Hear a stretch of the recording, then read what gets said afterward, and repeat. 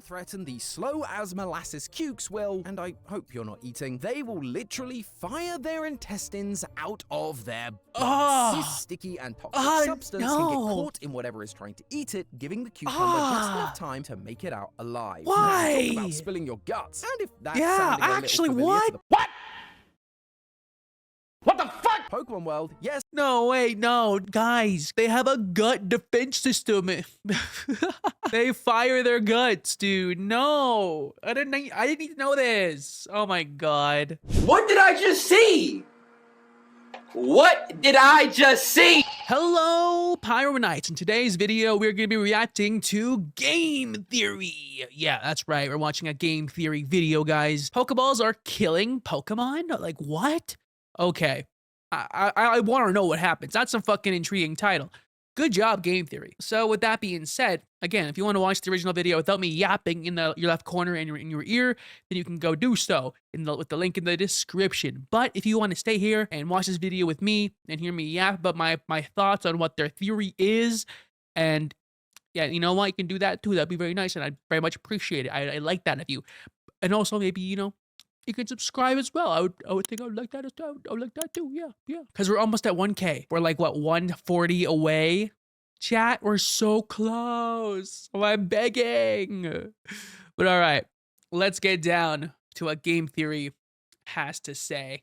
This Pokeball is a death trap. Oh my God, is it? Balls designed to capture our beloved Pokemon will be the last thing our little friends see before they die.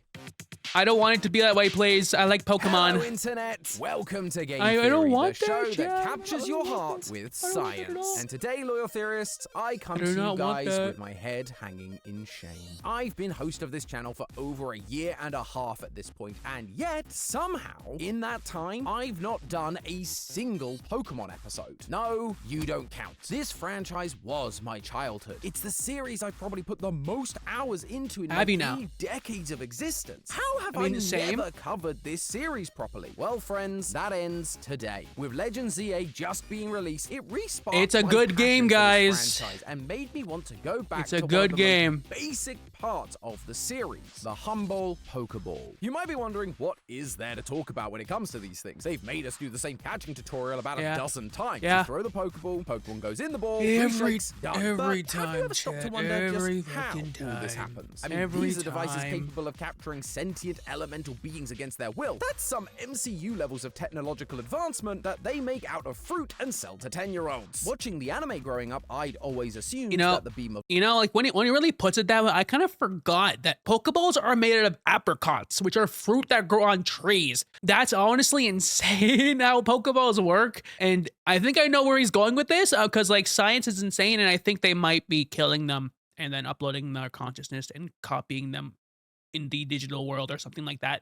I haven't seen this, so if it's actually like that, then I'm going to fucking explode, because like that's my theory, because it's like, you know, the digital side of things, you catch it, you kill it, and then you copy it, and then it makes a summonable version of that Pokemon. I don't know. That's just my theory. A game theory. light that came from the Pokeball somehow digitized the Pokemon so that they could get stored in the PC. But then, while I was replaying Legends Arceus in the build-up to ZA, I noticed this line from the professor. You'll recall, of course, that Pokemon possess the odd power to shrink themselves down. With the Pokeballs we craft, we can make use of that power to catch them. What? They just shrink? That feels they so can do that. hand-wavy. Like the kind of thing you tell a 10-year-old to sort of justify the whole capturing creatures against their will thing. Don't ask questions, Timmy. You've got to catch them all. I mean, catch them all. No questions. Is a game for kids, but this is just game fucking theory. And the truth is, while at first that explanation feels like a slap in the face, it may be grounded in plausible explanations. It's just a shame that those plausible explanations are also the things that are going to kill not just our little friends, but all of us. No. First, we have to address the whole shrinking thing. At first glance, it seems like a simplified explanation of how Pokeballs can work in the Hisui region, a region that takes place in the distant past with seemingly no advanced technology. But considering all the other strange abilities that Pokemon possess, like the ability to literally explode without dying, is it that ridiculous of an idea that they can all shrink? Pokemon does literally stand for Pocket Monsters, after all. How did they get that name before the invention of Pokeballs without demonstrating some pocket-fitting abilities? There's even a move that Pokemon can learn straight up called Minimize. So there's clearly some precedent for it, but it's actually much more scientific. I like that you're breaking this down for me, my boss man. I would never think about this. No, not that kind of evolution. Like real biological evolution. The In genes. the real world, there are 4 main reasons why an organism might develop a seemingly wacky ability. In biology, we call these the 4 Fs. Feeding, fighting, fleeing, and mating. And of these 4 options, fleeing is the most logical explanation for this shrinkage. Plenty of creatures in our world have evolved to have the means of escape that at first glance seem quite ridiculous. But hey, if it can help you get away enough to survive, it's worth it. Many types of lizards, like the anole lizard, will detach their own tail if a predator takes a chomp at it, allowing them to make a daring escape. Likewise, pufferfish balloon into a giant ball of spikes and toxins to avoid becoming spiky boy. Snack. But when it comes to bizarre escape acts, nobody beats the humble sea cucumber. When threatened, these slow as molasses cukes will, and I hope you're not eating, they will literally fire their intestines out of their butts. This sticky and toxic substance can get caught in whatever is trying to eat it, giving the cucumber just enough time to make it out alive. Why? Talk about spilling your guts. And if that's actually, what? to the Pokemon world, yes. No, wait, no, guys, they have a gut defense system. They fire their guts, dude. No, I didn't need to know this. Oh my god. This little trick is the inspiration behind Pyukumuku's ability out. You know, the sea cucumber. Okay, I have a new... Yo, guys, science, real life, cool marine biology. Yo, okay. Pyukumuku, I like you now. You're cool. I never knew this, guys. This is me finding this out right now. Pokemon is based off real life. And that's actually kind of insane. And that is kind of cool. Science is cool, guys. I can't believe this. Pokemon, wait a minute. If Pyukumuku shoots its intestines out of there, then that means this part of it is... that's uncomfortable. Not cool anymore. Besides, the point I'm trying to make here is that while shrinking oneself down to avoid predators may seem like a bit of overkill compared to other things real animals have done to protect their hides, it's not really that crazy. And you know what? The more I think about this, the more I realize that Pokemon shrinkage helps explain things in the world of Pokemon that just never made any logical sense. I'm sure many of you have had thoughts like this. Ideas that seem crazy until you lay out the facts and talk to other people about them. Or are you the kind of person who just enjoys debating these ideas? I'm actually the first chance to get. Well, what if I told you that we've made something specifically for you, while also making theorizing competitive? Because of course we did. We're gamers after all. Introducing our brand new tabletop game, Just a Theory. Gather your friends, draw a card, and come up with the craziest theories across the to the test, and get your copy of Just a Theory today at Walmart.com. Sorry, Game Theory. I mean, go to Walmart, I guess. With an easy one. Why does Pokemon being able to shrink make sense? Have you ever stopped to think about how when you walk into tall grass, you can't actually see where the Pokemon is until you step into them? Even in the new games where some Pokemon are visible, when you walk into grass, there is a chance you'll find a Pokemon that because it's a classic. Initially. Like, I'm pretty sure I'd be able to see an entire Snorlax might be an behind a actual 2-foot blade of grass long before I walked up to it. Unless the Pokemon are all shrunk down, hiding, avoiding detection from predators or overzealous tenders. It's only after we step in the grass and presumably on top of them that they spring into full size and get ready for battle. Speaking of battles, why can't I catch a Pokemon after I knock it out? Shouldn't it be unable to wiggle free? Well, that's not the case anymore. To be awake to do. As we know now, as of ZA, that Pokeballs can't capture anything. So if we accidentally one-hit KO our would-be HM Mule, then it probably wouldn't be able to shrink to fit inside the ball. It's unconscious. I gotta say, at this point in my research, I was totally shocked. Like, doing just a little bit of digging, not only could tiny pocket monsters be a totally legitimate defense mechanism, but it also helps fill in some of the series' biggest plot holes. However, notice how despite all of these Pokemon having the ability to shrink whenever they want, they don't do it all of the time for their protection. Especially in the newer games where you just see them walking around outside. They're just vibing, brother. Because shrinking a living creature down to microscopic size comes with some uncomfortable side effects. Let's use my favorite Pokemon Eevee as an example. As it shrinks down, everything about it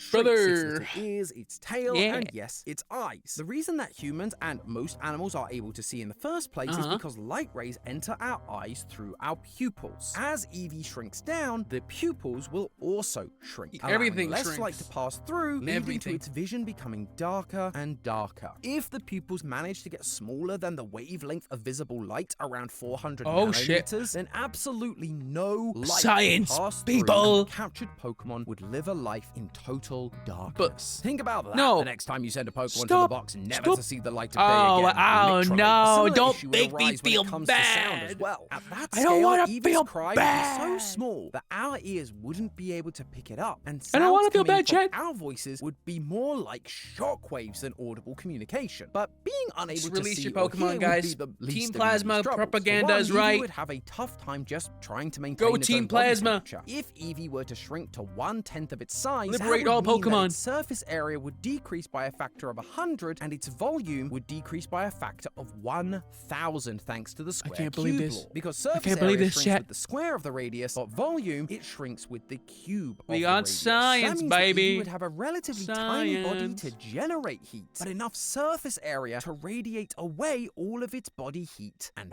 fast. In order to maintain its body heat enough to, you know, not die, it would have to eat the equivalent of its body weight or more just to prevent shutting down from hypothermia. And this new smaller size is also going to make it near impossible for Eevee to get any oxygen in its lungs, because Eevee's lung volume would be so much smaller compared to the surface area inside of the lungs. It literally wouldn't be able to breathe enough oxygen to survive. In fact, if Eevee was shrunk down small enough, oxygen itself might be too big to enter the lungs at all, or bind to the hemoglobin Digital in its monster. blood, Oh, it's preventing Digimon, never oxygen mind. from getting to all of its vital organs. All of this means that a Pokemon that was shrunk down would be unable to see, hear, keep warm, or even breathe. Now, for a few moments, or perhaps even a few minutes, that's not a major issue. If we bring this back to the world of evolution, it's possible that a Pokemon that chooses to shrink down could survive for a bit, long enough to be able to get away from a predator before popping back to normal size. Yeah. But what if someone came around Evolution, and, baby. oh, I don't know, forced a Pokemon into a metal prison, unable to regrow back Chat, to it's normal not me. size for an I'm not a Pokemon. indeterminate amount of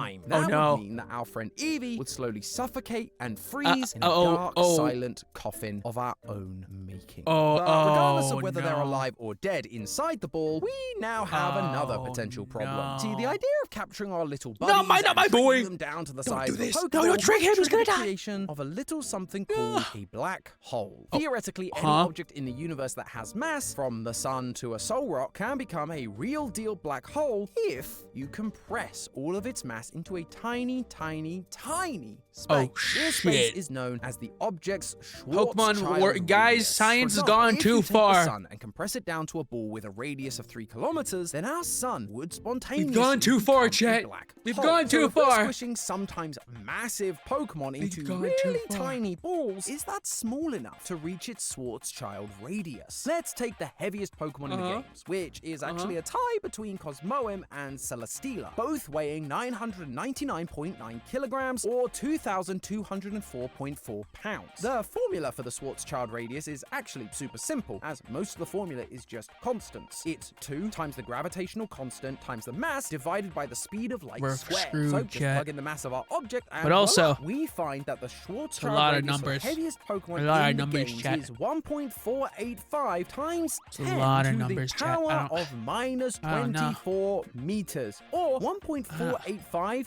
yoctometers. Yocto? What the fuck's a yocto? territory now. For context, that's about 2 billion times smaller than the radius of an electron. That's the same effective radius as a neutrino, what? one of the smallest objects we know about in the universe. At this scale, even the Science ideas has of gone too size far. and radius start to break down for quantum physics reasons. So, yeah, unless Pokemon are able quantum. to shrink to Ant-Man levels, we can rest easy knowing that derpy screw-ups like Ash don't have the ability to trigger black holes all thank across God. the Pokemon world. Phew. But even if it doesn't trigger a black hole, that doesn't mean that capturing Pokemon won't get very tense. Or should I say, dense? If you followed this channel for a while, partner with you know them, that man. we You don't love need to talking capture about them. density, the amount Says of me matter as I per play unit Pokemon of Gen volume, Z. or DMV. If we're cramming all of that mass into a tiny ball, wouldn't that become denser than the Earth itself and sink to the core, causing problems? Well, let's run the numbers. If Well, we take the mass technically of they the become heaviest data. Pokemon again, 999.9 kilograms, and compress it Because if to you the send size it of to a PC, they become Pokeball, data, which, right? I'm pretty sure according that's to how the that works. Bond company who make the official Pokeball replicas, has a diameter of 3 inches or 7.5 centimeters, with the volume of a sphere being pi r squared and the radius being half the diameter. The Pokeball's volume So many ends up numbers, being chat. 220.9 cubic centimeters. Plug that into DMV and you get that Celesteela or Cosmoem, shrunk to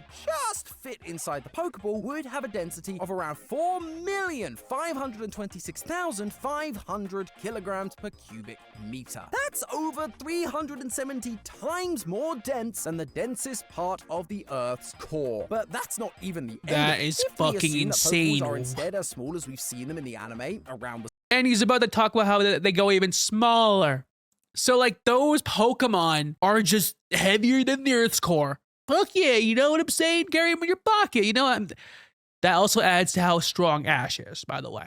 Like, you know how all the fucking Ash being like fucking Hercules memes where like he's the strongest man in the fucking world? Well, here's some more evidence. He can carry the weight of the Earth's core. Ash Ketchum is him. Size of a ping pong ball, then the density shoots up to nearly 30 million kilograms per cubic meter. And if we know that objects that are more dense sink in objects that are less dense, that should mean that a freshly caught Cosmoem should therefore sink to the center of the Earth, right? Actually, no. You see, when we talk about objects sinking into other objects because of density, we're typically talking about two liquids or a solid in a liquid. This is because liquids offer very little resistance to an object falling around them. But are they liquid? Solid objects are different. When you stand on the ground, not only are you pushing down on the ground, but the ground is pushing back with an equal and opposite force. Hence, you don't move. When you think about it, Celesteela the ground fights back. Have a weight of just 999.9 kilograms or 2,204 pounds. That is only 1/6 the weight of an African elephant. If the ground can support elephants and their relatively tiny footprints, so could the Earth hold any captured Pokemon in its Pokeball. Still, Surely, I right? wouldn't want to drop that Pokeball on my foot, and if it falls in the ocean, forget about it. But wait a minute. It's over, when champ. Ash captures a Snorlax, it's not like the ball suddenly becomes half a ton. oh, I mean, sorry, unless Ash is I guess jacked we gotta underneath catch those a new spindly one. arms. All of the mass of the captured Pokemon has to be going somewhere. According to the law of conversion of mass, matter cannot be created or destroyed. So where is all of that Snorlax stuff going? Well, it's not going anywhere. Instead, it's being converted into a different form. Energy, described by arguably the most famous formula in all of physics, E equals mc squared. Matter and energy are really just two sides of the same coin. Matter can be converted into pure energy and vice versa. This means a Pokeball needs to not only capture shrinking Pokemon, they also need to convert some or all of the Pokemon's mass into energy so that you and I are able to pick it up and transport it on our belts. Maybe the anime wasn't so wrong with the energy beams after all. But that is where the rest of Silphco's Pokeball empire comes crumbling down. Let me explain with our pal Eevee again. Eevee has a mass of 6.5 kilograms. Plugging that into E equals mc squared, with c being the speed of light in a vacuum, or 299,792,458 meters per second, we can calculate that an Eevee contains an amount of energy equal to, and hold on to your chairs for this one, 584 quadrillion, 190 trillion, 866 billion, 178,931,466 joules. That is the equivalent of 139,624,968 tons of TNT. 93,000 tons.